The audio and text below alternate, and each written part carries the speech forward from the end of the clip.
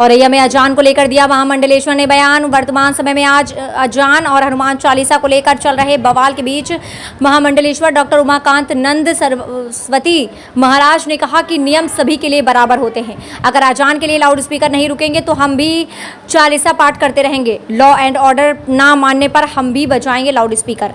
UP के औरैया जनपद पहुंचे महामंडलेश्वर स्वामी डॉक्टर उमाकांत नंद सरस्वती जी महाराज पत्रकारों से वार्ता के दौरान वर्तमान समय में अजान और हनुमान चालीसा के लिए दिया बड़ा बयान।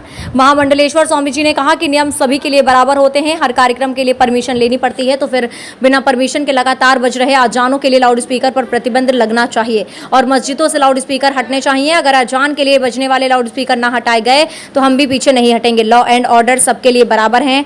हमारे धर्म भी सभी कार्यक्रमों में परमिशन लेकर के ही लाउड स्पीकर बजाए जाते हैं। आपको बता दें कि हमारे धर्म में सभी कार्यक्रमों में परमिशन लेकर ही लाउड स्पीकर बजाए जाते हैं, लेकिन वर्तमान समय में जो तेज आवाज़ आ रही है वह अजानों के लिए बज रहे लाउड स्पीकर से आ रही है।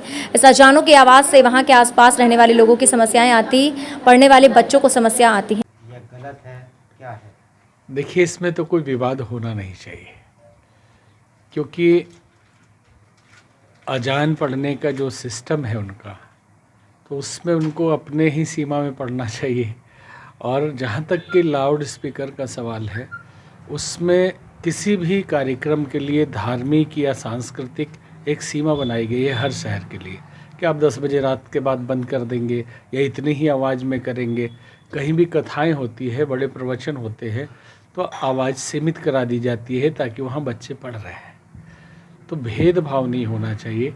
अगर हिंदुओं के लिए या दूसरे समाज के लोगों के लिए व्यवस्था है कि एक सीमा में ही आवाज़ रखी जाए, या हॉस्पिटल है या स्कूल है वहाँ उतनी आवाज़ न की जाए, तो अजान के लिए भी अगर जहाँ खाली है, लोग नहीं है, तो आप ज़ोर ज़ोर से बजा लीजिए, नहीं तो दूसरे लोगों को भी तकलीफ़ होती है। आप अपनी एक सीमा में रखें।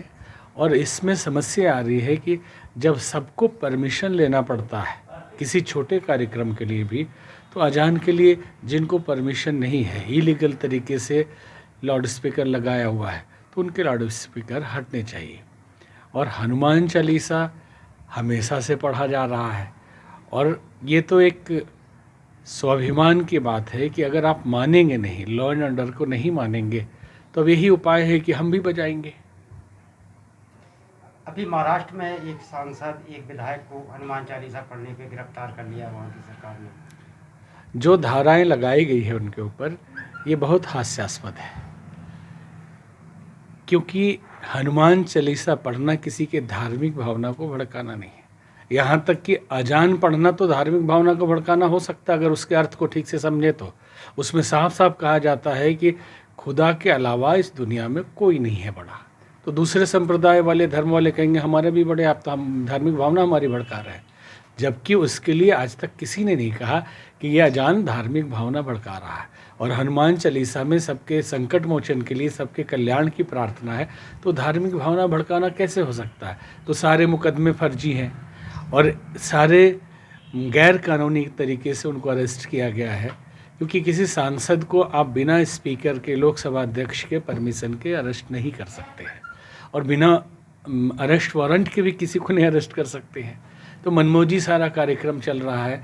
उद्धव ठाकरे जी का समय समाप्त होता दिख रहा है, क्योंकि बाला साहब ठाकरे हिंदुत्व के लिए जीते थे, और उनके पीछे बोले गए शब्दों को अगर ध्यान देंगे तो लगता है उद्धव ठाकरे कहाँ चले गए।